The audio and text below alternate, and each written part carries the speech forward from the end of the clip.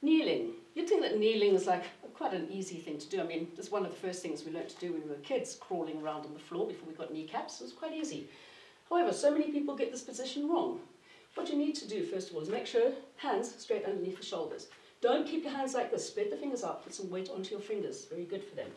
Make sure that your knees are fist distance apart, so you're in alignment. That's the important thing. Make sure your body's aligned. And then you don't want to sink into your shoulders. Push up out of the shoulders and expand the ribs sideways as you breathe. If you can imagine, they're just like bellows opening out to the side. And then a little bit of a hip tilt so that you're engaging your core.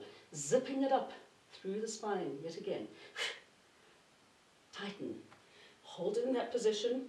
Breathing in through the nose, out through the mouth. Doing 2 exercises for the price of 1. Breathing in and out. And release.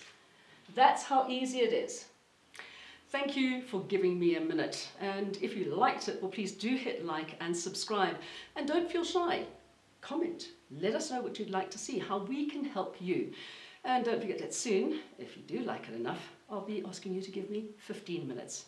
We'll see you there.